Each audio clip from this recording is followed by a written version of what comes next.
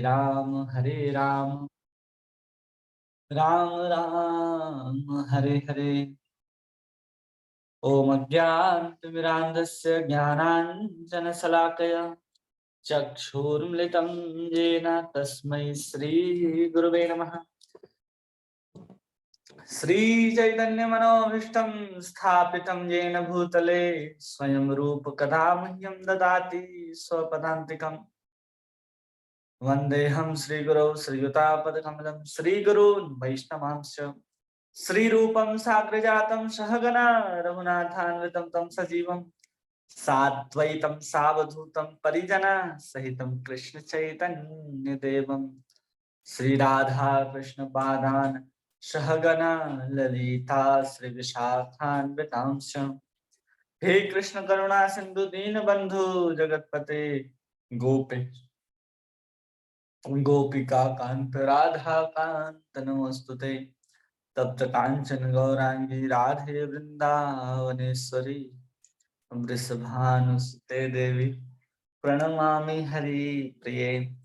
वाञ्छाकल्पतरुभ्यश्च कृपा सिन्धु वहेव च पतितानां पावनेभ्यो वैष्णवेभ्यो नमो नमः।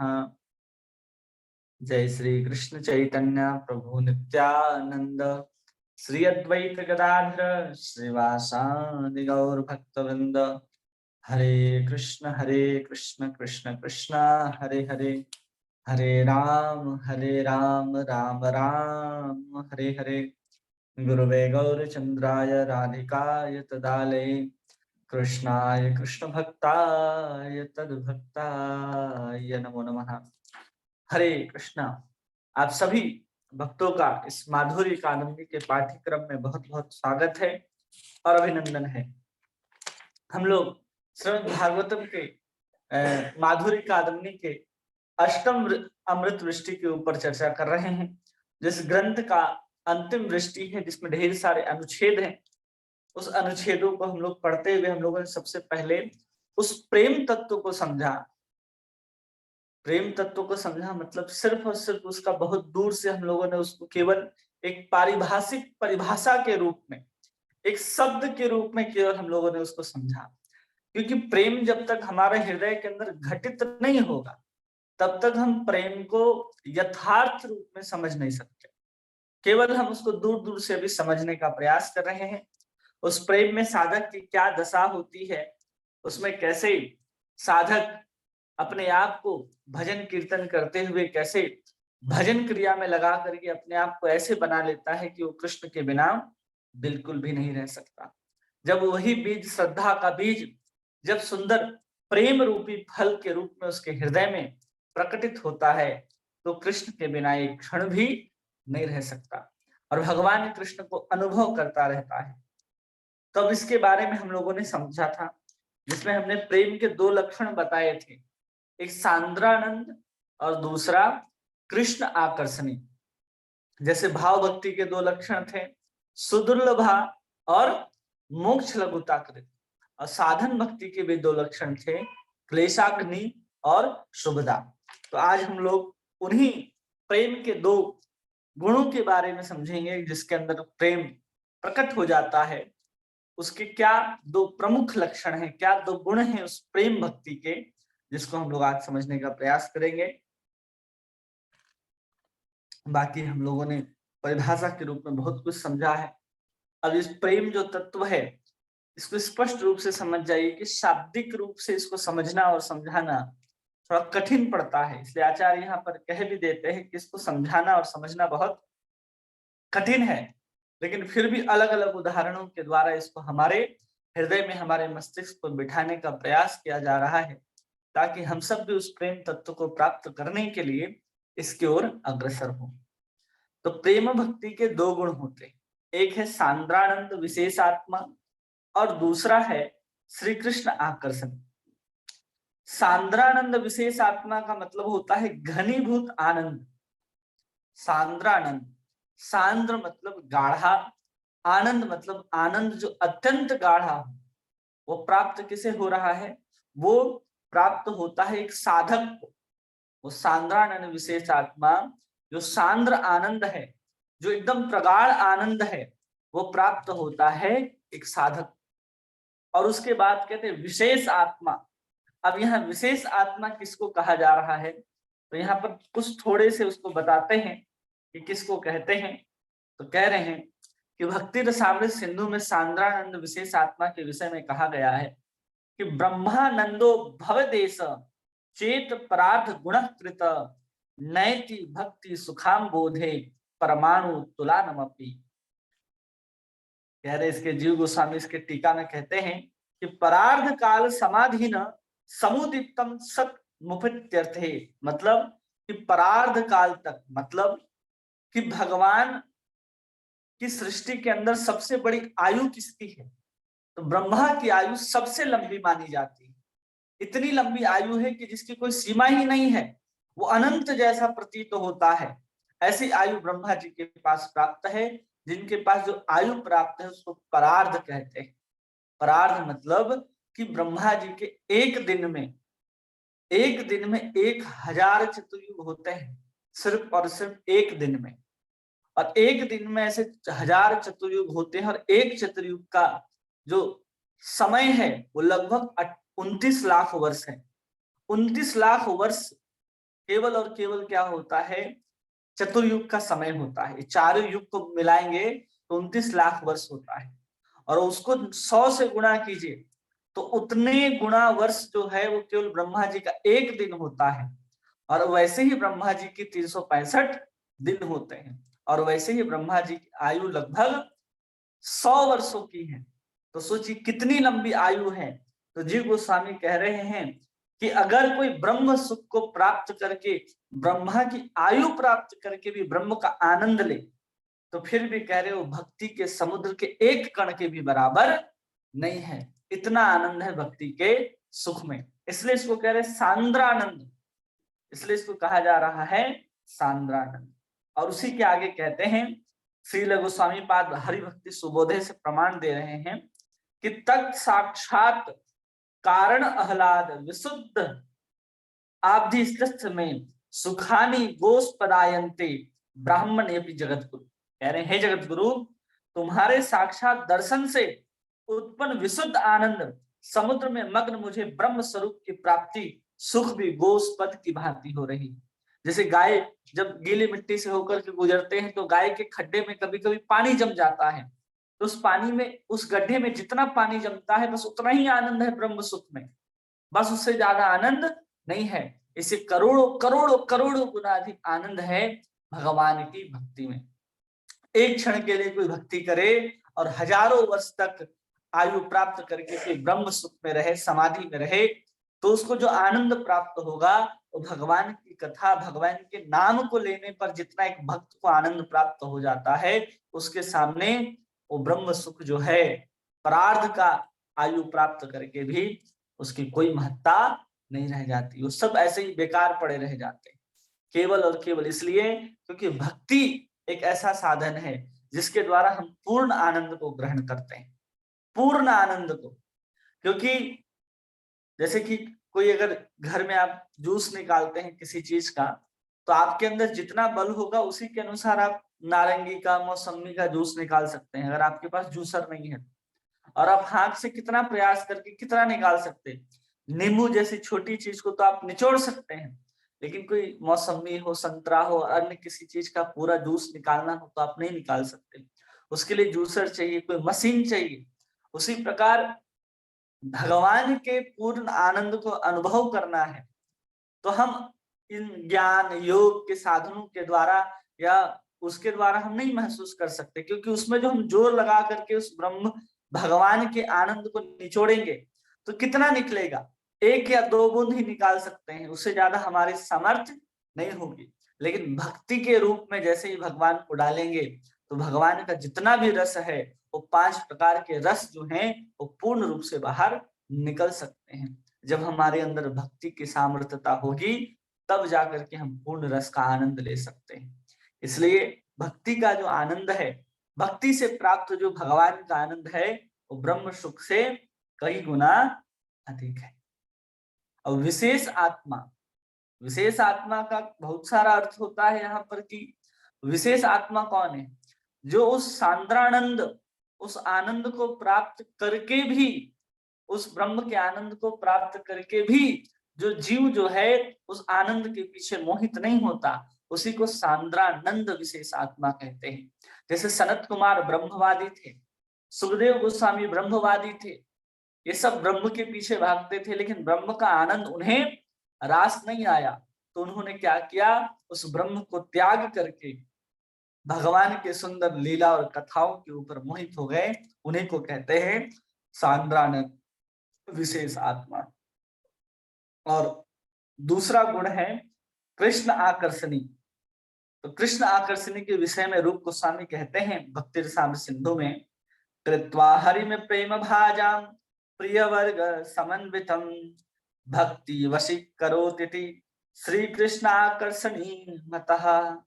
कहते हैं कि प्रिय वर्ग सहित, केवल अकेले कृष्ण को नहीं, कृष्ण के साथ राधा रानी, कृष्ण के साथ अष्टसखियां, कृष्ण के साथ उनके ग्वाल बाल, कृष्ण के साथ उनकी गैया, कृष्ण के साथ उनका धाम, कृष्ण के साथ उनका सब परिकर के साथ कृष्ण प्रेम भाजन के रूप में आकर्षण के वशुभूत करने के कारण भक्ति को श्री कृष्ण आकर्षणी कहा गया है। मतलब भक्ति केवल कृष्ण को नहीं, कृष्ण के सहित जितने भी उनके परिकर आदि हैं, सबके साथ एक भक्त जो है कृष्ण को अपनी ओर आकर्षित कर सकता है। ये प्रेम का लक्षण है। जब व्यक्ति प्रेम की अवस्था में पहुंचेगा तब ये दोनों लक्षण जो है, दोनों गुण जो हैं हमारे सामने प्रकट होंगे, अन्यथा प्रकट नहीं होंगे। ऐसे कृष्ण के जो प्रिय वर्ग हैं, कौन आकर्षित होते हैं? बलराम जी हो, चाहे उनके अन्य परिकर हो, धामवासी हो, वो सबके सब आकर्षित होंगे। केवल और केवल एक बार हमारे हृदय में प्रेम रूपी भक्ति जो है वो प्रकट हो जाए।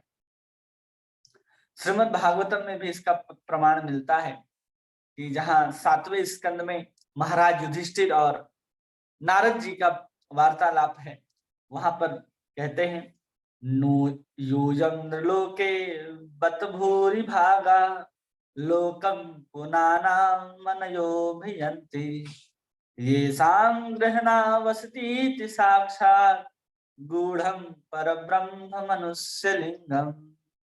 कह रहे हैं विश्वनाथ चक्रवर्ती ठाकुर इस श्लोक की व्याख्या करते हुए बतलाते हैं कि प्रहलाद का बहुत बड़ा सौभाग्य है। यहाँ कह रहे हैं कि प्रहलाद का बहुत बड़ा सौभाग्य है। क्यों? क्योंकि भगवान का दर्शन किया है, किंतु हम लोग बड़े दुर्भागा हैं। कौन कह रहा है ये बात? ये बात कह रहे हैं राजा युधिष्ठिर नारद जी से कि बहुत सौभाग्यशाली हैं। कौन? प्रहलाद, क्योंकि उन्होंने भगवान का दर्शन किया है। और इस प्रकार महाराज युधिष्ठिर जो हैं वो नारद जी को कह रहे हैं कि प्रहलाद से और प्रहलाद के गुरु मुझ नारद से, दूसरे भक्तों से, यहाँ तक कि यदुपुर वासियों से विशिष्ट मरीचि हो, कश्यप हो, ब्रह्मा हो, रुद्र आदि हो, उनसे भी तुम लोग पांडव लोग परम सौभाग्यवान, ऐसा कह रहे हैं। क्योंकि यहाँ तो कह दिए कि युधिष्ठिर जी की प्रहलाद बहुत भाग्यशाली है, लेकिन उसी चीज को यहाँ पर बात को वापस काटते हुए नारद जी कहते हैं कि नहीं, प्रहलाद हो, नारद हो, शिव हो, यहाँ तक कि मैं भी हूं, मरीचि हूं, कश्यप हूं, इन सब ऋषियों से सबसे ज्यादा भाग्यशाली तो आप पांडवगण हैं। क्यों पांडवगण हैं? तो कहते हैं कि आपने दर्शन आदि के द्वारा त्रिभुवन को पवित्र करने वाले ऋषि मुनिगण अपने को सब प्रकार से पवित्र करने के लिए तुम्हारे घर में आते। क्योंकि जितने भी ऋषि मुनिगण हैं, चाहे नारद जी भी, और नारद जी बार बार पांडवों के पास, युधिष्ठिर के पास क्यों आते? क्योंकि भगवान वहां बैठे रहते। सामने युधिष्ठिर का सिंहासन लगा होता है, पांचों और 4 भाइयों का सिंहासन लगा होता है, और ठीक राजा के बगल में एक सिंहासन लगा होता है भगवान कृष्ण का, जहां भगवान कृष्ण आकर के बैठते हैं। इसलिए बड़े बड़े जितने भी ऋषि हैं, चाहे वशिष्ठ हो, मरीचि हो, कश्यप हो, सब बार बार पहुंच जाते हैं पांडवों के घर में भगवान का दर्शन करने के लिए, और नारद जी भी वहीं आते हैं दर्शन करने। तब तो ये बात हो रही है ना युधिष्ठिर जी से कि नारद जी वहां पर आए हैं। और क्यों आए हैं? तो कह रहे कि जो बड़े बड़े महात्मा लोग हैं वो सबको पवित्र कर सकते हैं, लेकिन खुद को पवित्र करने के लिए भी तुम्हारे घर में आते। क्यों आते हैं? तो कहते हैं क्योंकि यहीं पर वेदों के लिए भी जो निगुण है, नराकृति परब्रह्म तुम्हारे न बुलाने पर भी परम आसक्ति के साथ सर्वदा विराजमान रहते हैं। थोड़ी बुलाने जाते हैं बार बार युधिष्ठिर और पांडव कि चलिए हमारे घर रहिएगा, चलिए हमारे घर रहिएगा, बस कुछ विशेष अनुष्ठान में लग जाते हैं। जब भी भगवान को मन होता कि चलो आज हम वापस द्वारिका चलते हैं, तब यहाँ युधिष्ठिर कहते हैं कि भगवान कुछ समय रुक जाइए, हम अभी राजसूय यज्ञ का आयोजन करते हैं। फिर भगवान यज्ञ के बाद जाने की बात कहते तो भगवान फिर युधिष्ठिर आकर कहते अब हम अश्वमेध यज्ञ करेंगे। तो ऐसे ही भगवान को रोकने के लिए तो न जाने कितने यज्ञ युधिष्ठिर महाराज ने कर लिए अपने राज्य में, और भगवान को जाने ही नहीं देते थे तो बुलाने की क्या बात है। इसे न बुलाने पर भी भगवान बार बार आ जाते थे पांडवों के घर में, और पांडवों के घर में स्थित रहते थे, और बड़े बड़ी देवता देवी देवता सब वहां पर दर्शन करने के लिए आते थे। तो इसलिए कह रहे कि सबसे बड़े सौभाग्यशाली कौन है? प्रहलाद के से भी ऊपर भाग्यशाली की बात की जाए तो यहाँ पांडवों की गिनती आ रही है। एक भक्त होता है और एक प्रेमी होता है, एक प्रीति होता है। इन सबको बाद में हम लोग समझेंगे, जब हम लोग बृहद भागवतामृत पढ़ेंगे तो वहां भक्त प्रिय इन सब की अलग अलग व्याख्या है। क्यों इनका सौभाग्य सबसे ज्यादा है, इनका सौभाग्य कब अधिक जागता है? तो खुद से कहीं शंकर जी खुद से व्याख्यान दे रहे हैं, कहीं हनुमान जी व्याख्यान देते हुए समझा रहे हैं, कहीं पांडव स्वयं कह रहे हैं, कहीं उद्धव स्वयं कह रहे हैं। ये सब को कहते कहते अंत में जब गोपियों के तक पहुंचते हैं नारद जी, तब असली सौभाग्य का पता चलता है। ऐसा नहीं है कि इनको पता नहीं, सब कुछ सबको पता है। जैसे हनुमान जी को नहीं पता है कि परम आनंदमय भगवान श्री कृष्ण की ही स्वरूप है, फिर भी वो राम के प्रति अनुरक्त रहते हैं। भगवान शंकर को भी पता है कि सबसे सुंदर स्वरूप कृष्ण का है, फिर भी वो बालचंद्र रामचंद्र के ऊपर आकर्षित रहते हैं। पांडवों को भी पता है कि जो ब्रज में खेलने वाले कृष्ण है उनका सबसे सुंदर आकर्षण है, फिर भी वो अपने मित्र के रूप में द्वारिकाधीश कृष्ण को पसंद करते हैं। तो सबकी अपने रुचि के अनुसार सब भगवान का भजन करते हैं। और प्रहलाद महाराज जो वहां आराम से बैठे हैं, प्रहलाद महाराज ने भगवान का दर्शन कितने सेकंड कितने मिनट के लिए किया होगा? जब भगवान प्रकट हुए हैं हिरण्यकश्यप को मारने के लिए, तो आधे घंटे से लेकर के 1 घंटा 1.5 घंटा, उससे ज्यादा भगवान नरसिंह इस धराधाम में नहीं रहे, और फिर वो जैसे उद्धार करते उसके बाद चले जाते हैं। तो इतने ही समय के लिए महाराज प्रहलाद ने नरसिंह भगवान का दर्शन किया है। लेकिन पांडवों का सौभाग्य को देखिए तो पांडव तो दिन रात वहीं रहते हैं, भगवान के साथ, भगवान ही उनके साथ रहते हैं, उनके साथ हंसना है, खेलना है, कुछ भी हो रहा है तो भगवान एक परिवार के सदस्य के रूप में रह रहे। तो सबसे बड़ा सौभाग्य यहाँ पर पांडवों का देखने के लिए मिल रहा है। यही नारद जी कहते हैं कि ये शाम ग्रह निवास थी, कि तुम्हारे घर में तो गूढ़म परम ब्रह्म मनुष्य लिंगम, तुम्हारे घर में तो साक्षात जो परम ब्रह्म है मनुष्य की आकृति में तुम्हारे घर में निवास करता है। प्रहलाद के घर में नाराकृति परम ब्रह्म ना तो साक्षात रूप से वास करते हैं, ना ही उनके दर्शन की आकांक्षा से मुनि लोग वहां पर जाते हैं। कोई प्रहलाद जी से मिलने इसलिए नहीं जाता कि अरे प्रहलाद महाराज आपके घर में तो भगवान नरसिंह बैठे होंगे, ऐसा नहीं, आए और चले गए भगवान नरसिंह।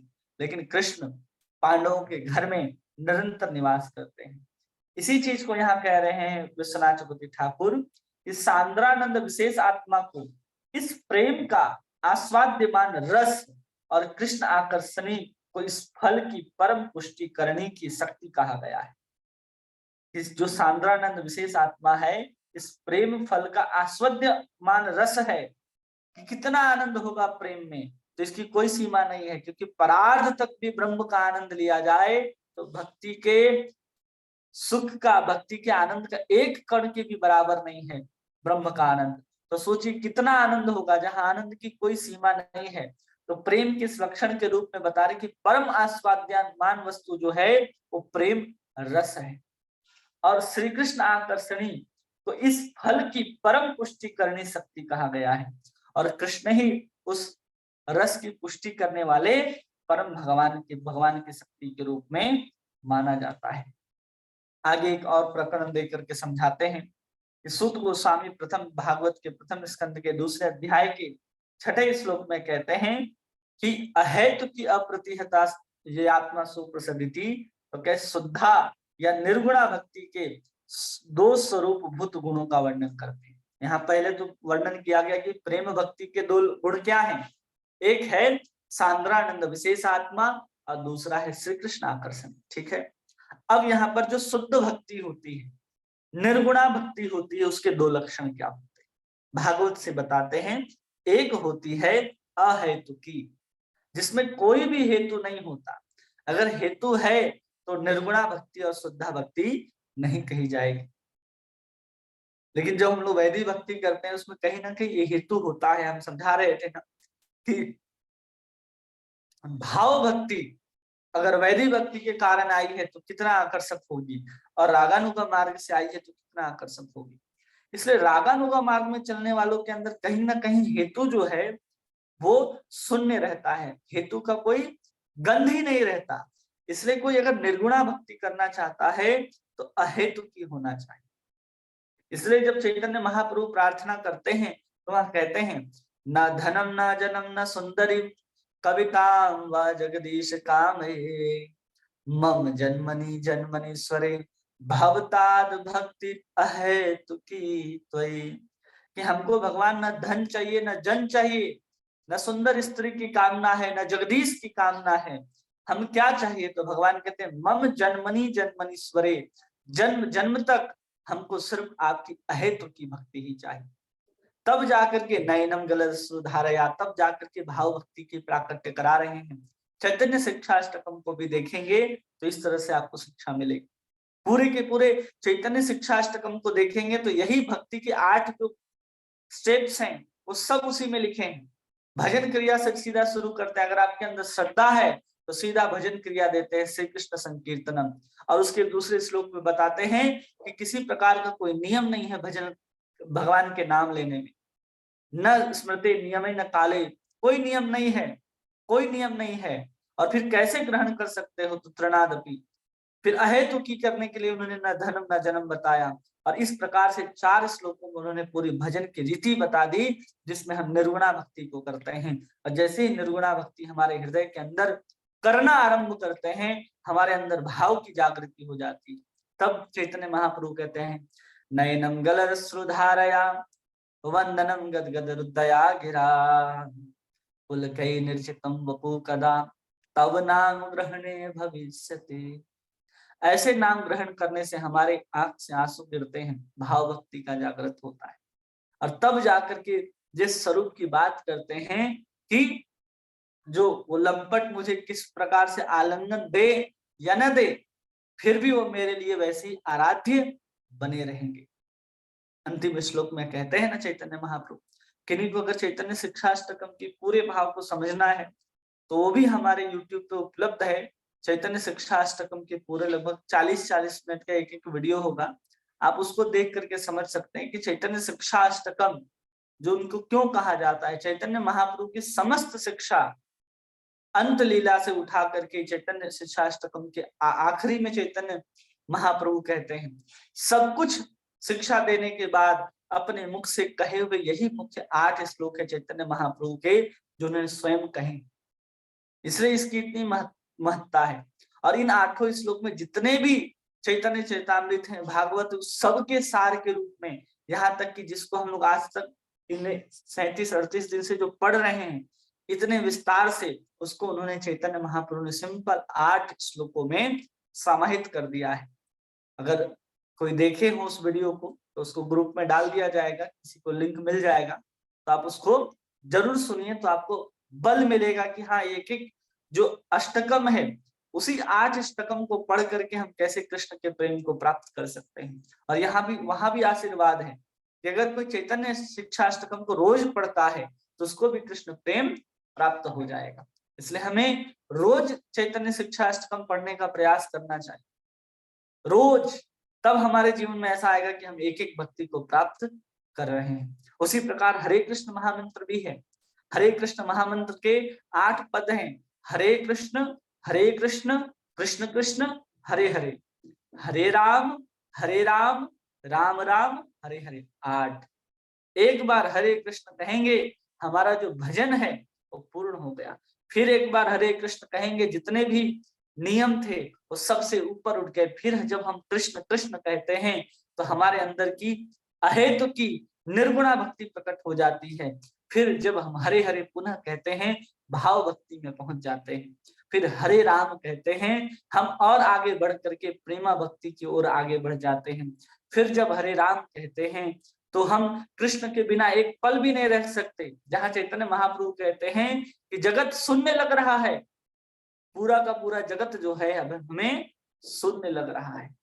और फिर जब हम हरे हरे कहते हैं उसके बाद तो कृष्ण से ऐसी लगन लग जाती है, कृष्ण मिले ना मिले अब कृष्ण के ऊपर है। अब हम तो कृष्ण कृष्ण करते करते अपने जान को, अपने प्राण को अंतिम क्षण तक धारण करेंगे। मिल गए तो कृष्ण की इच्छा, ना मिले तो कृष्ण की इच्छा। तो कृष्ण की जो प्रेम है वो हमें प्राप्त हो ही गई।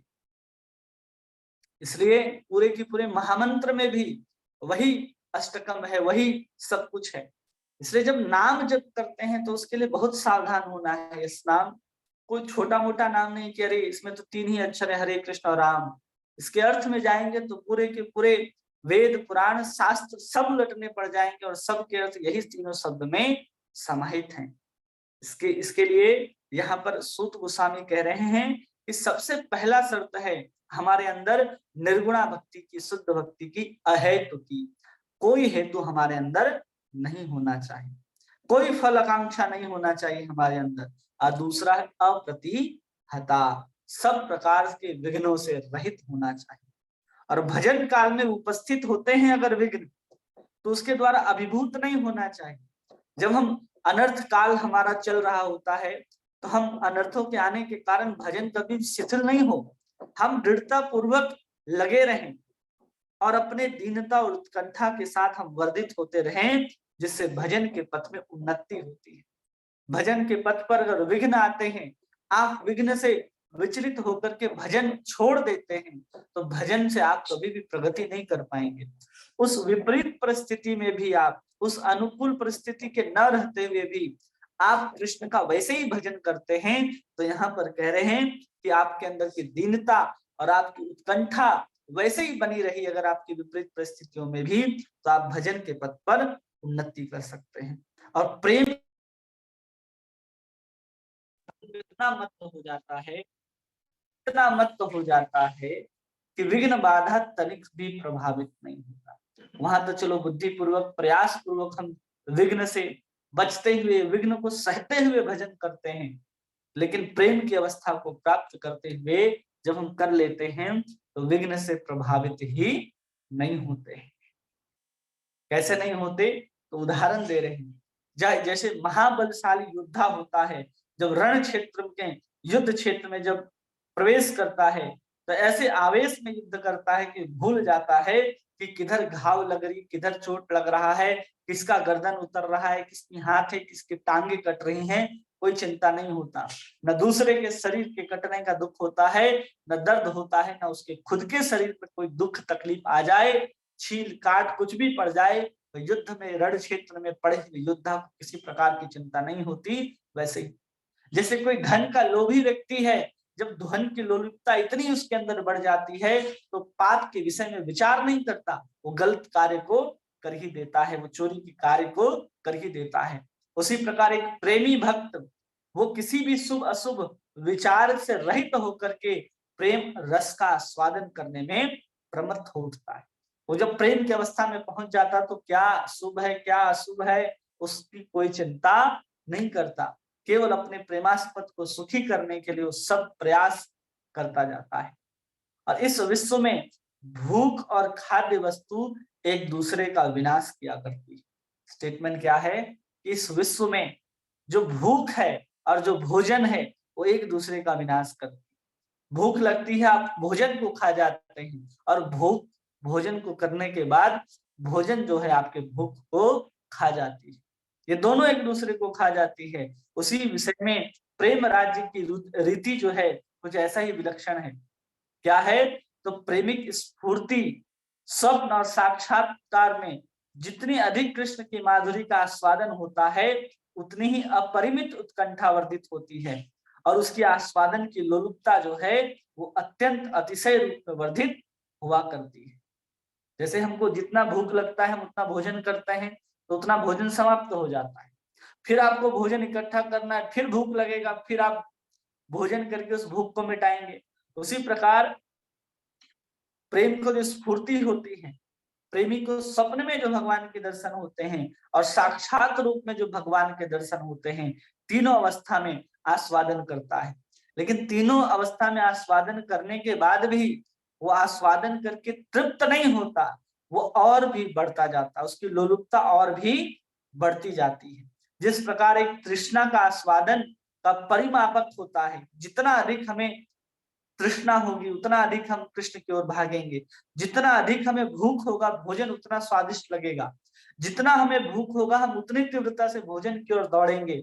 उसी प्रकार प्रेमी के अंदर इतनी तीव्रता, इतनी तृष्णा आ जाती है, जैसे कि हिरण जो है मृग मरीचिका की ओर दौड़ता है पानी समझ करके, लेकिन वहां भ्रम है, वहां जो मृग दौड़ रहा है पानी की तरफ वहां भ्रम है, लेकिन एक प्रेमी जब कृष्ण की ओर दौड़ता है तो वहां भ्रम नहीं होता। चैतन्य महाप्रभु को जब भाव आया करता था तो यमुना को भी, समुद्र को भी यमुना बोल करके कूद जाते थे। जब कावेरी में गए हैं रामानंद राय से मिलने के लिए, वहां भी कूद जा रहे हैं यमुना बोल करके। छोटे छोटे पहाड़, बड़े बड़े पहाड़ देख करके गोवर्धन की स्मृति होती है, उनको गोवर्धन की ही याद आता है। जब भगवान कृष्ण के रूप में अवतार ग्रहण करके गोवर्धन के शिलाओं में खेलते थे तो गोवर्धन की शिलाएं इतनी कठोर नहीं होती थी, पता है कि भगवान अभी सोने जा रहे हैं तो तकिए के जैसा मुलायम हो जाता था। उसी भाव आकृति में, भाव आवेश में जब चैतन्य महाप्रभु किसी पत्थर में जाकर के सर को मार देते थे तो खून निकल आता था, क्योंकि तो गोवर्धन नहीं है कि हर भगवान के अनुकूल बन जाए। तब उनके जो पार्षद गण रहते थे वो जाकर के चैतन्य महाप्रभु को संभालते थे। वो भाव की दशा में ऐसी तृष्णा, ऐसी स्फूर्ति आस्वादन में होती है कि हर किसी को देख करके कृष्ण ही उनको याद आते हैं। उनकी पिपासा, उनकी स्फूर्ति प्राप्त कृष्ण के रूप में, गुण आदि के रूप में, माधुर्य के रूप में अपरिमित आस्वादन से भक्त युगपत कोटि कोटि सूर्य के ताप से संतप्त होकर के कोटि चंद्र सुशीतलता के भांति स्निग्ध हुआ करता है। उस प्रेम के कारण जब भगवान का दर्शन प्राप्त होता है तो उस दर्शन से करोड़ों सूर्य, करोड़ों चंद्र एक साथ जैसे प्रकट होकर के शीतलता को प्रदान करते हैं, ऐसे शीतलता, ऐसे आनंद का अनुभव करता है। लेकिन जैसे ही कृष्ण उनसे दूर हो जाते हैं तो करोड़ों सूर्य के ताप से संतप्त हो जाता है एक भक्त। ऐसी प्रेम की दशा होती है। लोग कहते हैं कि केवल प्रेम चाहिए। इस प्रेम की दशा में अभी साधारण सूरज तपता है, लोग गर्मियों के दिन में लगभग 50 डिग्री से अधिक नहीं जाता तो हमारी हालत खराब हो जाती है। सुंदर शरद पूर्णिमा के चांद से पहले या उसके बाद की अगर हम बात करें, शरद पूर्णिमा के बाद की जो चांदनी आती है, आप छत के बाहर नहीं निकलते, बोलते ठंड लग रही है। और भक्त की अवस्था देखिए कि उनके हृदय में कृष्ण जब उदय होते हैं, कृष्ण चंद्र, तो करोड़ों चंद्रमाओं की भांति उसको शीतलता प्रदान करते हैं। जब कृष्ण से उसके विरह को प्राप्त कर जाते हैं तब वहां पर क्या हो रहा है, विरह के आग में करोड़ों सूर्य के समान जल रहे हैं। ये भक्त की स्थिति हुआ करती है, ऐसी स्थिति है। तो यहाँ पर दो लक्षणों को हम लोगों ने देखा कि सांद्रानंद विशेष आत्मा और श्री कृष्ण आकर्षणी चसा। जब कृष्ण को आकर्षित करने लगता है अपनी ओर, कृष्ण के दर्शन बार बार एक प्रेमी भक्त प्राप्त करने लगता है तो उसके हृदय की क्या दशा होती है, वो साधारण नहीं है।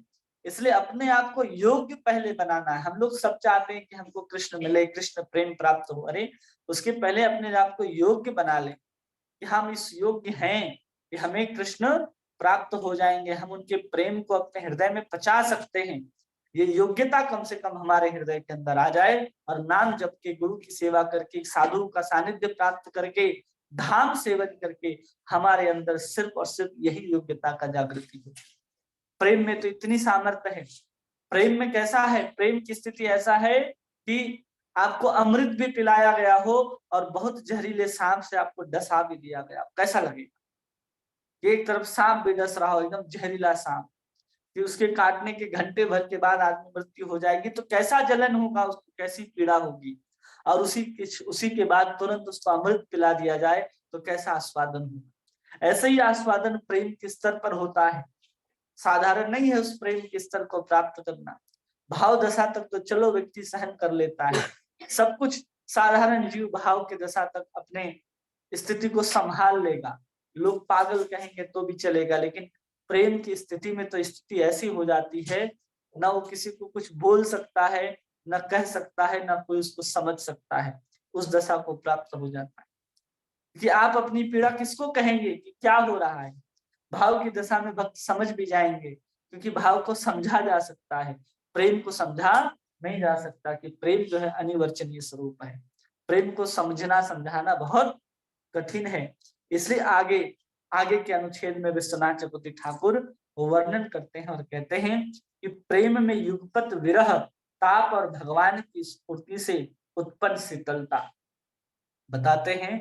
जैसे रति की दशा में साधक जिस प्रकार से स्फूर्ति प्राप्त करता है, रति की दशा में स्फूर्ति हो रही थी, स्फूर्ति समझते हैं ना, कि अनुभव करना सिर्फ साक्षात रूप से नहीं, केवल स्फूर्ति आती है अंदर से। जैसे कभी कभी आप बैठे रहते हैं, अचानक किसी चीज का याद आ जाता है, तो उसको समझिए स्फूर्ति की तरह है, उसको स्फूर्ति कहते हैं, स्वप्न की तरह भी नहीं और साक्षात भी नहीं, वो स्फूर्ति केवल आती है भगवान की। तो अभिष्ट देव की उसे स्फूर्ति रूप गुण आदि का जब आस्वादन करता है तो उसके आनंद में निमग्न हो जाता है, और प्रेम के उदित होने पर पहले की भांति उस स्फूर्ति प्राप्त माधुर्य के आस्वादन में स्थिर नहीं रह पाता, वो साक्षात कृष्ण की प्राप्ति के लिए प्रेम भक्त के हृदय में विपुल उत्कंठा उदय होता है। जैसे स्फूर्ति प्राप्त हो रहा है भाव की दशा में, तो चलो काम चला ले रहा था कि चलो हम पांचों इंद्रियों से कभी कृष्ण के सुगंध को, कभी कृष्ण के पीताम्बरी को, कभी बंसी की आवाज को स्फूर्ति की दशा में सुन पा रहा था, भाव भक्ति की दशा में। लेकिन जैसे ही प्रेम की दशा में व्यक्ति पहुंच जाता है, उसके हृदय के अंदर अब उस स्फूर्ति से उसका मन नहीं भरता, अब उसको साक्षात कृष्ण चाहिए। प्रेम के दशा में कृष्ण उनको साक्षात चाहिए। उस अवस्था में उस बेचारे का क्या होता है, उत्कंठा इतना उदय होता है कि प्रेम वस्तु अत्यंत अद्भुत, अनुभव वेद्य और निरुपम है, उस भाषा की प्रकाश नहीं किया जा सकता। स्पष्ट रूप से यहाँ लिख दिया, क्या लिख दिया गया, इसे भाषा के द्वारा प्रकाश नहीं किया जा सकता है, इसको बोला नहीं जा सकता है, स्पष्ट रूप से कह दिया गया कि इसको कहा ही नहीं जा सकता है। क्यों नहीं कहा जा सकता, तो यहाँ कह रहे हैं कि हृदय में जिसका प्रेम उदय नहीं हुआ है, वो दूसरे के निकट श्रवण करके भी भली भांति बोध गम्य नहीं होता है, क्योंकि पदार्थ बोध उपलब्धि के सापेक्ष होता है। हम कितना भी कह दे कि चीनी बहुत मीठा है, बहुत मीठा है, बहुत मीठा है, अब जिसने चीनी को खाया है वो बता रहा है कि मीठा है, अब वो कितना भी प्रयास करे आपको बताने का, देखो चीनी कितना स्वादिष्ट है, ये इससे भी स्वादिष्ट है, मिश्री से भी स्वादिष्ट है, इससे भी स्वादिष्ट है, उससे भी स्वादिष्ट है, तो तुलना दे करके, अनुमान करके, प्रमाण करके आपको बताने का प्रयास करेगा। लेकिन जब तक आप अपने जिभ में, अपनी जिह्वा के ऊपर उस चीनी के कण को नहीं रखते, आप उसके स्वाद का आस्वादन नहीं कर सकते। उसी प्रकार जो प्रेम को अनुभव किया है, अगर वो बताना भी चाहे तो आपको समझ में नहीं आएगा, और जो कोई जिसको आज तक समझ में नहीं आया प्रेम, वो फिर जब उसका वर्णन करेगा तो समझ में कहां से आएगा। इसलिए स्पष्ट रूप से कहा जा रहा है जो प्रेम है वो पदार्थ बोध उपलब्धि के बाद ही सापेक्ष होता है। जब तक आपके पास वो वस्तु उपलब्ध नहीं है, आप नहीं कह सकते कि ऐसा है कि वैसा है कि वैसा है। सबकी प्रेम प्राप्ति के बाद जो आनंद है वो अनंत गुना आनंद तो होगा, लेकिन सबका अनुभव अपना अपना अलग अलग होगा। कोई कहता है कि परम आनंद, सब तो आनंद ही कहते हैं। अब कोई तीखा खा करके भी कहता है अब मजा आ गया, कोई चटपटा खा करके भी कह रहा है कि मजा आ गया, कोई रबड़ी मलाई खा करके भी बोल रहा है मजा आ गया। तो सब अपने अपने अनुभव के अनुसार जब बताना आरंभ करेंगे तो आप तो चक्कर में पड़ जाएंगे। इसलिए जो प्रेम है उस सब के लिए आस्वादनीय विषय है, वर्णन का विषय नहीं है। बड़े बड़े महात्मा लोग भी प्रेम के स्वरूप को वर्णन नहीं कर सके, इसलिए कहा जा रहा है कि जब तक प्राप्त ना हो जाए वो तब तक हम उसको व्याख्या नहीं कर सकते। फिर भी इसको व्याख्या करने का प्रयास किया जा रहा है। क्यों? प्रेम के युगपत उत्कंठा की प्रबलता और स्फूर्ति प्राप्त श्री कृष्ण रूप गुण आदि कि आस्वादन जनित शांति का माधुर्य प्रेम भक्ति भक्त हृदय में एक अनिवर्चनीय आनंद वेदना की सृष्टि करता है। इसको सुनने में यही है कि चलो ऐसा आनंद प्राप्त होगा जिसका वर्णन नहीं किया जा सकता, जिसका वर्णन किया जा सकता है, जिसको सब लोग वर्णन कर पा रहे हैं, वो वस्तु भी साधारण होगी, इसलिए सब लोग उसका वर्णन कर पा रहे हैं। हमें साधारण वस्तु नहीं चाहिए, हमें असाधारण वस्तु चाहिए, जिसके बारे में ना कोई सोच सकता है, ना बोल सकता है, ना अनुभव कर सकता है, ना किसी को बता सकता है, ना किसी को जता सकता है। वो केवल और केवल आपके और कृष्ण के बीच के अनुभव का विषय रह जाता है। या तो आप अनुभव करते हो या तो कृष्ण अनुभव करते हैं, बीच में कोई तीसरा होता ही नहीं है प्रेम वस्तु को अनुभव करने के लिए। जब आप भाव के दशा में हैं, आपकी आंख से निकलते आंसू को कोई दूसरा भी देख सकता है, आनंद हो सकता है, लेकिन प्रेम आपके अंदर है तो उसके तंतु, उसके तरंग चारों तरफ तरंगायित तो होंगे, लेकिन जो प्रेम का जो आस्वादन है वास्तव में कौन करेगा? केवल और केवल कृष्ण ही करेंगे, और कोई आस्वादन नहीं कर सकता। इसलिए उस प्रेम की वस्तु को समझना, बोलना थोड़ा कठिन है, समझाना। इसलिए यहाँ आचार्य भी कह रहे हैं कि इसको बोल पाना अत्यंत कठिन है, लेकिन जिस माधुर्य का अपने हृदय के अंदर जिस वेदना की सृष्टि करता है एक प्रेमी भक्त, उसके विषय में यहाँ पर चैतन्य चेतामृत में कह रहे हैं। क्या कह रहे हैं तो सुनिए। तो कहते हैं, बाहिर विषय ज्वाला है भीतरे आनंदमय, कि बाहर से ऐसा लगता है कि विष रूपी ज्वाला जल रही है, लेकिन भीतर से आनंद आता है।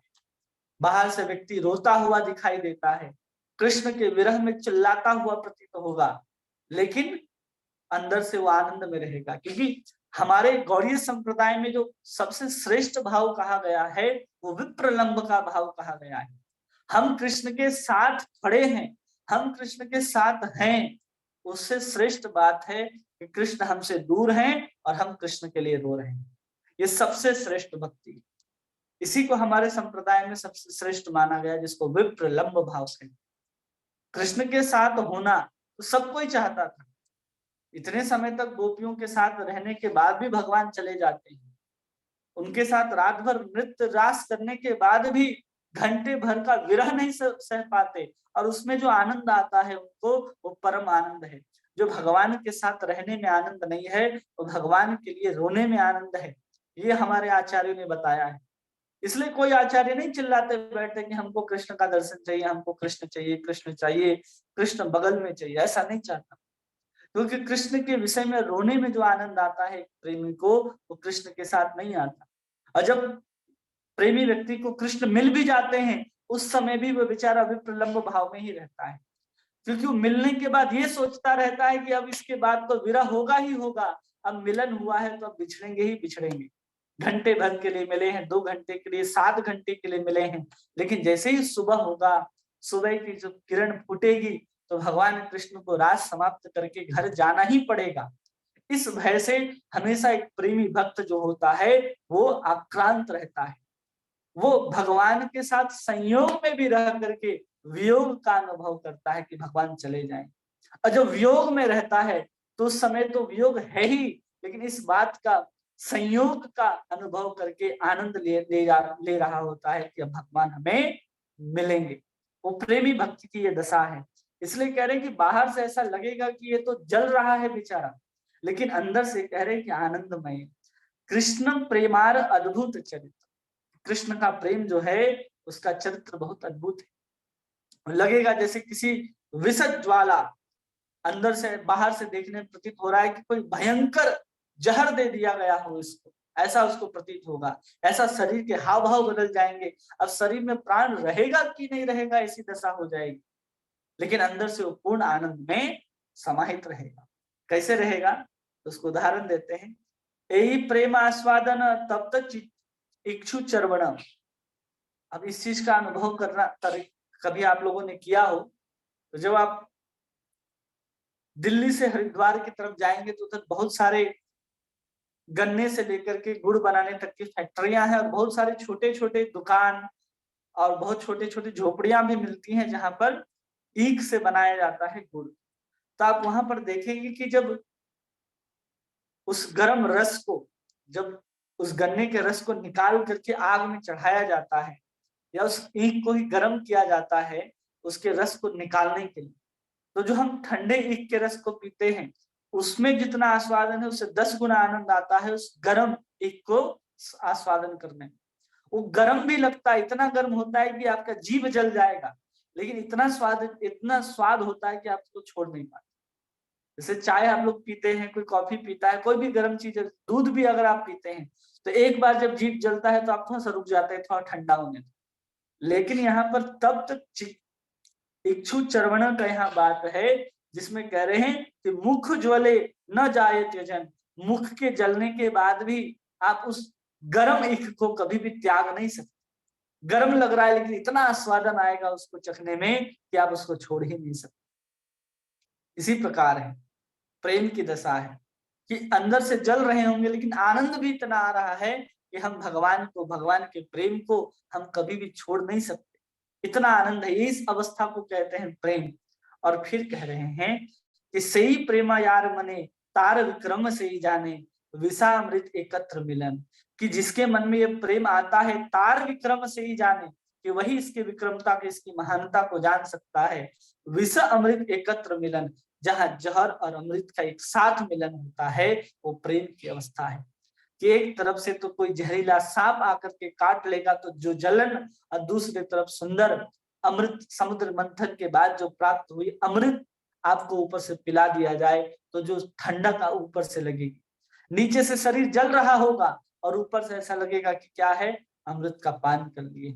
ऐसी दशा है, इसको चैतन्य चरितामृत में वर्णन करते हैं। और विदग्ध माधव में भी यही वर्णन आता है जहां पर पौर्णमासी जो है वो नंदी मुखी से कहती है, क्या कहती है, पीड़ा भिनव कालकूटा कटुता गर्भस्य निर्वासनो, नियसंदेन मुदाम सुधाम धूरी अहंकार संकोचनः, प्रेमा सुंदरी नंदनंदन परो जागृतिम यस्यांतरे, गायन ध्यायन्ते स्फुटमस्य वक्रम मधुरास्तनेव विक्रांतये।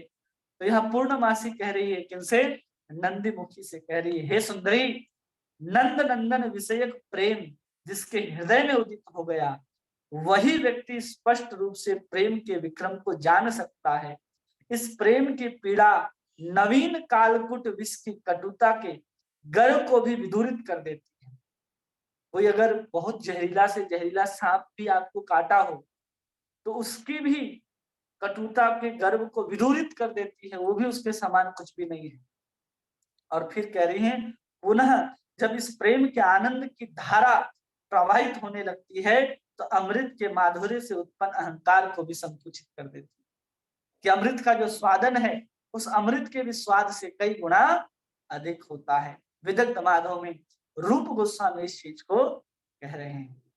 फिर आगे कहते हैं कि भक्त के हृदय में जो अपूर्व आनंद, वेदना, द्वंद्व चलता रहता है, अंत में कृष्ण के साक्षात दर्शन के लिए उत्कंठा की प्रबलता हेतु आनंद जो है उपमर्दित होता है और विरह वेदना ही अत्यंत अधिक रूप से प्रबल भाव से प्रकाशित होती है। जो भी हृदय में जो आनंद और वेदना का द्वंद्व चलता रहता है, कभी आनंद है, कभी द्वंद्व, कभी वेदना है, कभी आनंद है, तो जब कृष्ण के साक्षात दर्शन हो जाते हैं तो आनंद उपमर्दित हो जाता है, और जब कृष्ण चले जाते हैं तो फिर वही वेदना जो है वो अधिक रूप से प्रबल प्रकाशित हो जाती है। इसलिए यहाँ पर ग्रंथकार अनुप्रास अलंकार के द्वारा अपने काव्य ललित के माध्यम से हम सबको समझाने की चेष्टा कर रहे हैं कि प्रेमी का देह, मन की चेष्टा क्या होती है, उसके मन की दशा क्या होती है, वो चेष्टा कैसा करता है, वो क्या अनुभव करता है। इन अलंकारों के द्वारा समझाया जा रहा है। विष का कभी दिया जा रहा, अमृत का दिया जा रहा है, फिर वहां पर गर्म गन्ने के रस के बारे में बताया जा रहा है। ये सब अनुप्रास अलंकार है ताकि आपको और हमको समझ में आए आखिर वो प्रेम की वस्तु क्या है। इसलिए उस प्रेम भक्ति की उत्कंठा और व्याकुलता बड़ी ही अनुपम और सुंदर छवि है। उसको समझाने के लिए यहाँ पर इतने सारे उदाहरणों के द्वारा हम लोगों को समझाने का प्रयत्न कर रहे हैं। और फिर कहते हैं कि उत्कंठा की अधिकता से देह, दैहिक चेष्टा, यहाँ तक कि पहले सुख प्रदान करने वाला भगवत चिंतन भी किसी प्रकार से असहनीय दुख की ज्वाला में हो उठता है। जो पहले भगवान को सुख देने वाला कि हम भगवान का चिंतन करेंगे और हमें आनंद आएगा, जब तक भगवान का चिंतन, भगवान का स्मरण आपको आनंद दे रहा है, तब तक हम प्रेम की दशा में नहीं है। लेकिन जैसे ही हम भगवान को याद करते ही उस विषद ज्वाला में, वैसे हमारा देह वेदना के साथ, हमारा मन हृदय वेदना के साथ व्याकुल होने लगता है। जैसे बहुत बड़ी अग्नि जला दी गई हो हृदय के अंदर कृष्ण का नाम लेते के साथ, और पूरा का पूरा असहनीय दुख का हम अनुभव करने लगे, तब समझना चाहिए कि अब हम प्रेम की दशा को प्राप्त कर लिए। इसलिए बड़े बड़े महात्माओं को देखिए, पुंडरिक विद्यानिधि जहां पर गदाधर को लेकर के गए हैं, गदाधर वहां पर पहुंचे हैं और उनको लगने लगा कि ये तो साधारण इतने ऐश्वर्य में रहने वाला व्यक्ति, और वहां पर वो गा देते हैं कि तव तथामृतम तप्त जीवनम कवि भीड़ितम कर्म शापहम। जैसे इस श्लोक को सुनते हैं, वहां पर पुंडरिक विद्यानिधि जो सुंदर चमचमाते हुए दूध के फेंट के समान जो बिस्तर पर लेटे हुए थे, पान को पीकदानी के तान चांदी के पीकदानी में थूक रहे थे, वो पूरा का पूरा पान उनके हृदय में ऐसे गिरने लग जाता है, आंख से आंसू की धारा गिरने लगती है। वे श्वेत सुंदर पर्यंत के ऊपर से गिर गिर के गदाधर के चरणों में गिर जाते हैं। तुरंत उठा करके माफी मांगना पड़ता है वहां कि हमने इतने बड़े वैष्णव के प्रति अपराध किया, और गदाधर को उनके प्रति दीक्षा ग्रहण करनी पड़ती है अपने अपराध को समन करने के। ऐसी दशा होती है कि जब हम कृष्ण का नाम लेते हैं तो असह्य दुख होता है। आज हमें आनंद ही नहीं आ रहा तो दुख की तो बात ही क्या है। पहले हम कृष्ण का नाम लेते लेते कृष्ण के नाम में आनंद लेना शुरू करेंगे, और फिर वही कृष्ण नाम लेते लेते हम कृष्ण के विरह में वही कृष्ण नाम हमें दुख देना आरंभ कर देगा। उसी को प्रेम की सीमा कहा जा रहा है। जब तक आनंद आ रहा है आप भाव के ही दशा में, जब वो दुख देने लगे कि कृष्ण की याद आई और आपका हृदय के अंदर कृष्ण से मिलन की उत्कंठा ज्वाला भभक उठे, तो समझना चाहिए कि अब हम प्रेम की दशा की ओर आगे बढ़ रहे हैं। इसका आगे वर्णन करते हैं कि इस समय जल के बिना जैसे मछली छटपटाती है, उसी प्रकार कृष्ण के बिना भक्त की वैसी दशा हो जाती है। भगवान के विरह में प्रेम भक्ति को सारा का सारा विश्व जो है शून्य के समान दिखाई देता है। जैसे अंतिम 7वें श्लोक में कहते हैं शिक्षाष्टकम में कि शून्यायतम जगत सर्वम गोविंद विरहीन में, कि गोविंद के विरह में सारा का सारा विश्व जो है वो शून्य लगता है। वैसे ही एक प्रेमी भक्त को पूरा का पूरा जो संसार है वो शून्य के समान दिखाई देने लगता है।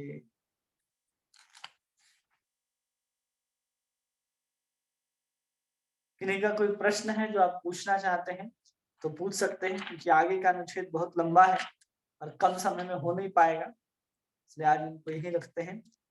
ठीक है, तो आगे हम लोग अध्ययन करेंगे जहां पर प्रेम से आकर्षित होकर के भगवान अपने भक्त को कैसे दर्शन देते हैं, क्या क्या अनुभव करता है भक्त, उस दर्शन के बारे में हम लोग आगे देखेंगे।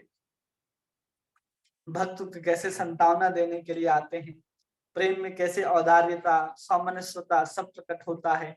भगवान सब गुणों के सम्राट हैं, तो उसमें भक्त वत्सलता जो भगवान के अंदर गुण है वो कैसे महान गुण है। भगवान के अंदर दोष भी जब होते हैं तो दोष भी महागुण के साथ समान कैसे प्रकट होते हैं। किसी व्यक्ति के अंदर दोष हो तो दोष ही कहे जाएंगे, लेकिन भगवान के अंदर जो दोष होते हैं वो दोष होते हुए भी भगवान के अंदर गुण के रूप में प्रकट होते हैं। कैसे होते हैं तो एक प्रेम भक्ति ही समझ सकता है। जो दोष साधारण व्यक्ति को लगते हैं ना ये दोष है भगवान, लेकिन भगवान के अंदर दोष नहीं है।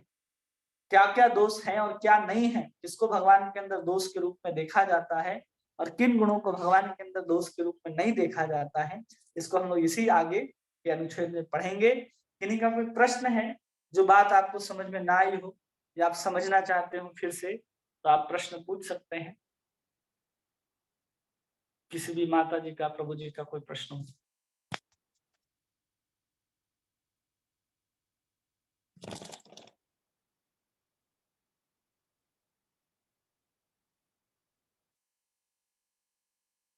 हरे कृष्णा, आवाज आ रही है? नरेंद्र प्रभु जी, प्रिया माता जी, किसी का आवाज? ये सब सो गए? हरे कृष्ण प्रभु जी, प्रणाम। हरे कृष्णा, प्रणाम। प्रभु जी आज थोड़ा हम कुछ जो है गेस्ट आ गए तो डिस्टर्ब हो गया है, तो अब तो हम पूरा अच्छा, नहीं बता पाए, बीच में सुनना पड़ेगा। ठीक है। तो चलिए, और किन्हीं को कुछ जो ठीक से सुने हो? सुनीता माता जी। जी प्रभु जी, हरे समझ कृष्णा, में आया है। हाँ आया है ना? हाँ। बस भानु माता भाव जी। के दशा में जो बोले ना प्रभु जी कि नाम में जब तक आनंद आ रहा है तो वो भाव की दशा है, और अगर उनको विरह हो रहा है तो वो प्रेम की दशा है, ऐसा बोले। हाँ, तो प्रभु जी भाव के दशा में आंसू की बात है, मेरे वो मिलने का ही आनंद विरह का हो। आंसू है वहां पर, आनंद का आंसू, क्योंकि भाव भक्ति के दो लक्षण है ना, एक तो हाँ सुदुर्लभ है और एक मोक्ष लघुता है, वो हाँ दशा है। लेकिन जैसे ही प्रेम के स्तर पर पहुंचते हैं तो सांद्रानंद विशेष आत्मा, इतना आनंद आता है। लेकिन कृष्ण आकर्षणी सा, वो कृष्ण के प्रति हम लोगों का सब जो भक्ति भजन के प्रति जो था, वो सब अब कृष्ण के प्रति हो जाता है। अब नाम भी कृष्ण के लिए ही ले रहे होते हैं। कृष्ण को अपने हृदय को शांत करने के लिए ही हम नाम ले रहे होते हैं। लेकिन अब जी वहां पर ऐसी दशा पहुंच जाती है कि कृष्ण का नाम लेकर के हृदय शांत होना चाहिए, लेकिन वही कृष्ण का हृदय, कृष्ण को याद करके हृदय जो है वो कृष्ण को मिलने के लिए व्याकुल हो जाता है। बस इतना ही अंतर है उसमें। जी। मतलब जो प्रेम का जो लक्षण है वो एक कृष्ण आकर्षणी, वहां पे क्या होता है, भगवान को भी आकर्षित करते हैं वहां पे। हाँ, हाँ। अच्छा। भक्त आपके हृदय में जब प्रेम भक्ति आ जाएगी तो उस प्रेम भक्ति के कारण ही भगवान अपने परिकरों सहित आपकी तरफ आकर्षित होंगे। केवल कृष्ण ही नहीं, अच्छा। सब कोई, चाहे उनके सखा हो, ग्वाल बाल हो, सखिया हो, राधा रानी, सब। जी प्रभु जी, और सांद्रानंद विशेष आत्मा जो बोले, वो आपका जो प्रगाढ़ आनंद और जो ब्रह्म के आनंद को भी प्राप्त करके उसके पीछे नहीं भागता है, वो बोले ना। हाँ, क्योंकि उस जी। वो आनंद जो है बहुत छोटा है, बहुत कम है, हम्म। और ये समुद्र के समान आनंद है। और वो जैसे गाय के पैर से हुए गड्ढे के अंदर जितना जल आता है, उतने ही जल के समान ब्रह्मानंद को कहा जाता है। और समुद्र में जो जल है उसको भक्ति के आनंद के समान कहा जाता है। जी, और एक बोले ना प्रभु जी निर्गुणा भक्ति, वो क्यों बोले थे? वो समझ में नहीं आया था मुझे। निर्गुण विप्रलंब भाव। विप्रलम्ब भाव, हाँ। वो मतलब किसके लिए, वो कृष्ण आकर्षणी इसी टॉपिक के वो ऊपर प्रेम बोले। की दशा है, वो प्रेम का ही स्तर है, विप्रलंब भाव, जिसमें हम कृष्ण के विरह में रहते हैं। कृष्ण के साथ मिलन में आनंद आता है, उससे ज्यादा आनंद आता है कृष्ण के विरह में, जिसको वर्णन करते हैं ना कि अंदर से वो, बाहर से लग रहा है कि जल रहा है, लेकिन अंदर से वो आनंदित है। जैसे किसी को सांप भी काट दिया गया हो और सुंदर अमृत भी पिला दिया गया हो तो क्या अनुभव करेगा, तो वैसी दशा होती है, इसलिए उसको विप्रलंब जी भाव।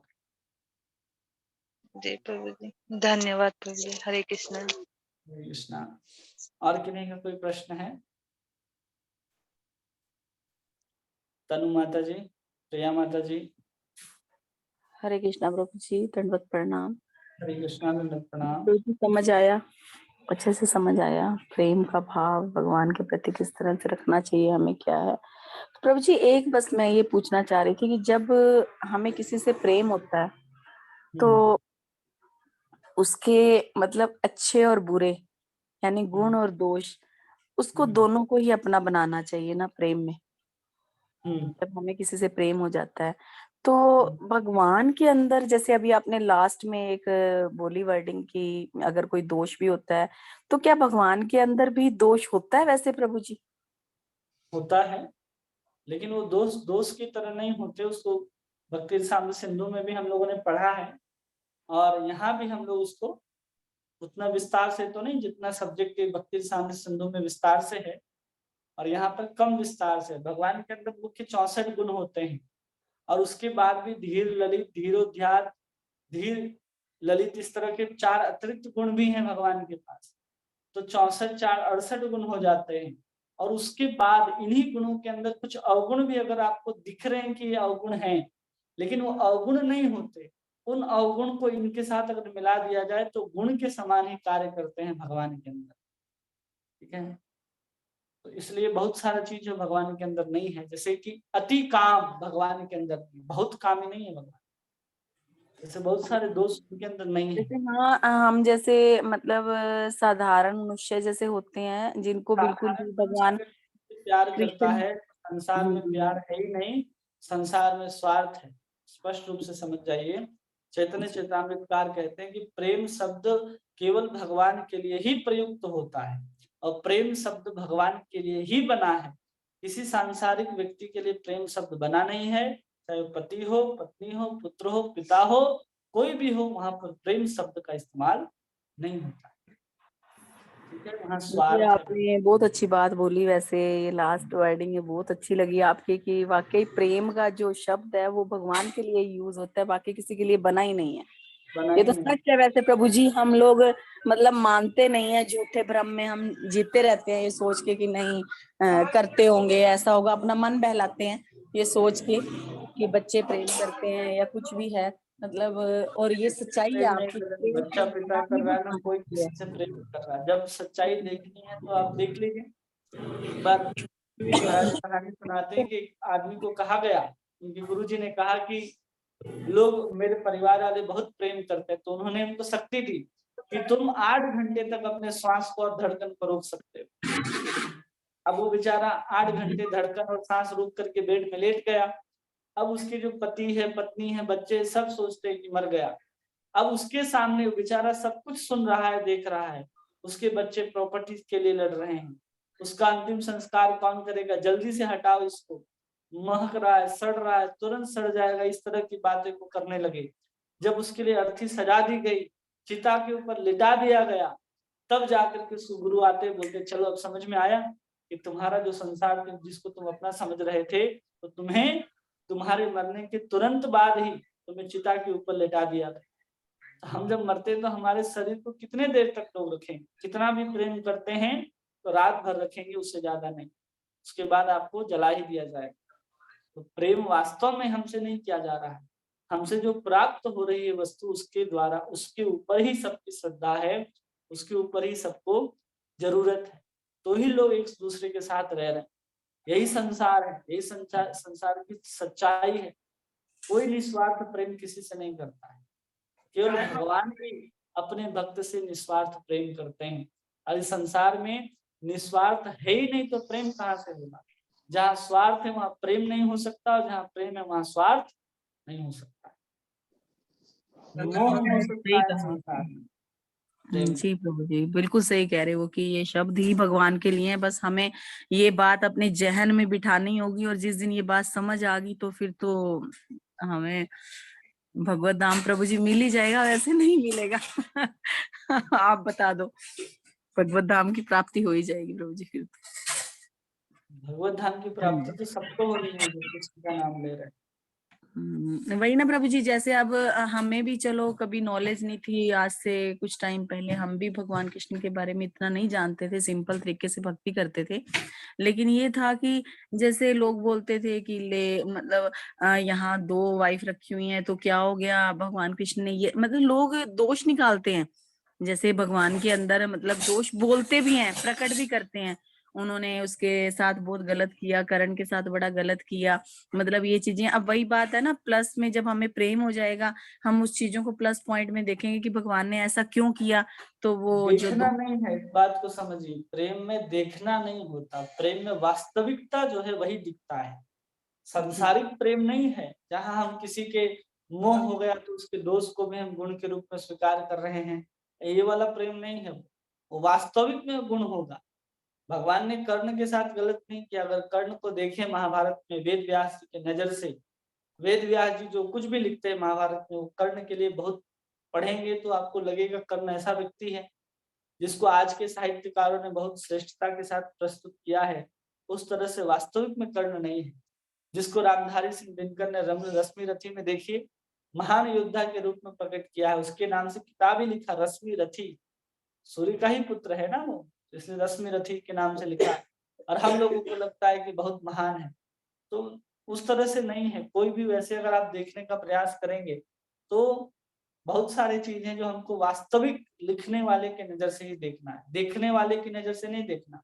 उसी प्रकार यहाँ प्रेम जो है उस प्रेमी के नजर से देख रहे हैं, उसके बाद भगवान के दोष गुण के रूप में प्रकट नहीं हो रहे।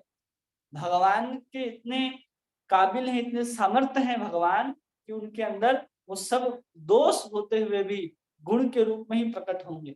वो भगवान की भगवत्ता है, वो साधारण व्यक्ति की दृष्टि नहीं है, वो भगवान के गुण है।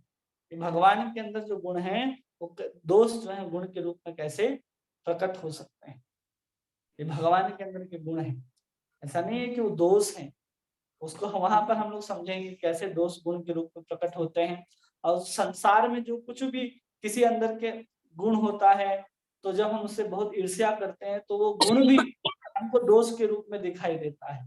तो ये संसार के साथ होता है। यहाँ संसार की द्वंद्वता वहां समाप्त हो गई, उस प्रेम की बात वहां पर हो रही। उसको जब हम लोग पढ़ेंगे तो क्लियर हो जाएगी वो बात।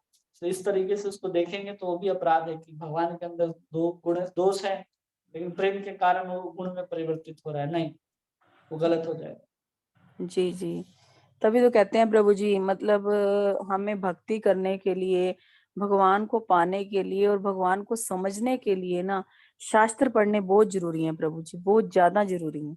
उसके बिना हम नहीं प्रोग्रेस कर सकते, भक्ति में आगे बढ़ नहीं सकते प्रभु जी। बढ़ धन्यवाद। सकते हैं, जैसे कि शास्त्र में अगर किसको शास्त्र की जरूरत है, जिसकी श्रद्धा कोमल है ना उसको शास्त्र की आवश्यकता पड़ेगी। जिसको केवल एक बार सुन लिया गया कि कृष्ण का नाम ही सब कुछ है, कृष्ण का ही नाम लेकर के हम भगवत धाम जा सकते हैं, किसी की श्रद्धा इसमें आ गई तो उसको शास्त्र पढ़ने की आवश्यकता ही नहीं है। लेकिन हम लोगों के साथ ये स्थिति है कि इतना हम लोगों का विश्वास ही नहीं हुआ, इसलिए ये तर्क वो सिद्धांत वो कथा, ताकि हम उसमें बने रहे। यहाँ कृष्ण का नाम ही सब कुछ है, कृष्ण का ही नाम ही सब कुछ है, भक्ति ही करना है, इसलिए हम लोग इतना सब कुछ सुन रहे हैं। वही ना प्रभु जी, हम अभी उस काबिल नहीं है ना, इसीलिए तो सुन रहे हैं प्रभु जी। अगर हम उस काबिल होते तो एक ही चीज ही बहुत थी कि भगवान कृष्ण ही भगवान है, बस ये बात तो है ही है। ठीक कह रहे हो आप। दंडवत प्रणाम प्रभु जी, धन्यवाद। प्रणाम। और किन्हीं का कोई प्रश्न है?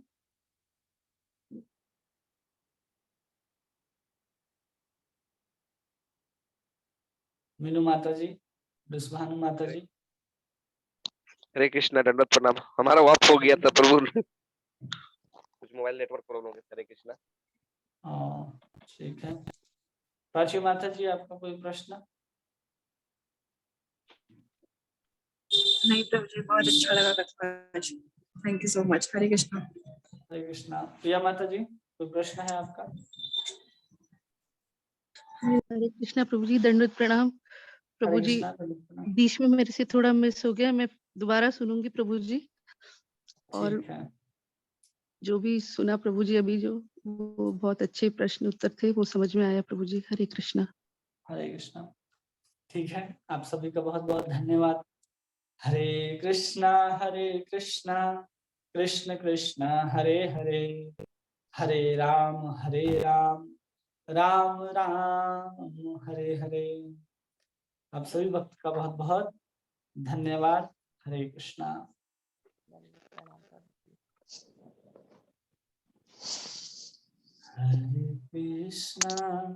हरे कृष्णा प्रभु जी, दंडवत प्रणाम। हरे कृष्णा दंडवत प्रणाम। हरे कृष्णा प्रभु जी, दंडवत प्रणाम, बहुत बहुत धन्यवाद। हरे कृष्णा। हरे कृष्णा। हरे कृष्णा प्रभु जी, दंडवत प्रणाम, धन्यवाद। हरे कृष्णा दंडवत प्रणाम।